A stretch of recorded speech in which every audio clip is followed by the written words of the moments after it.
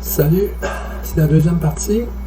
Ce que je vais faire, c'est que je vais te montrer à partir du répertoire que tu as loadé ici, pratique, l'application web pratique. Ben, en fait, c'est pas une application, c'est pour te pratiquer. On va créer les fichiers. Les fichiers standards, les noms que je vais donner, c'est des noms par convention qui sont à peu près donnés par tout le monde. Là. Fait que tu as juste à suivre cette convention-là. Ici, comme tu vois, tu as plus, c'est pour New File. Fait que quand tu crées un fichier, tu peux cliquer ici, puis ici, tu as l'option New Folder. Fait que tu vas créer un répertoire. C'est ce qu'il y a de plus utilisé. Là. Fait que tu fais New File, et ton premier fichier, c'est index.html. Enter. Tu crées un deuxième fichier. Il y en a trois. Style.css. Enter. Et un troisième fichier, index.js. Et voilà. Fait que là, tu as trois fichiers.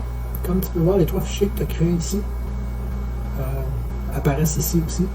Puis toi, tu peux choisir le fichier sur lequel tu vas travailler en cliquant ici. Fait que ce qui est écrit dans index.html, ce que tu vas écrire va apparaître ici. Tu cliques sur Style pour écrire dans ce fichier-là. C'est super pratique dans ce sens-là. Puis index.html, c'est ton code HTML comme tel qui va être écrit. Style, c'est tout ton code CSS.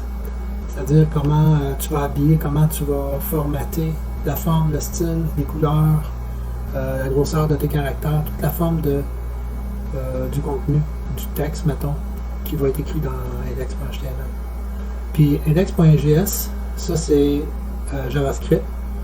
Puis là, tu vas plus se comprendre quand on va le faire. C'est de la programmation, dans le fond, mais que tu vas pouvoir contrôler ton contenu, que tu vas avoir écrit ici sur index.html. Tu vas pouvoir le contrôler, le faire apparaître, le faire disparaître, ou changer des couleurs, mais selon ce que l'usager, quand l'usager va peser sur un bouton, par exemple, à partir de l'événement du bouton qui a été actionné,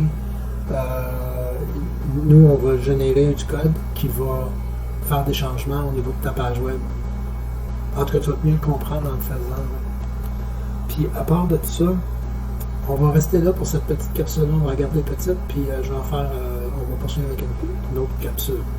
Où là, je vais parler de d'autres trucs.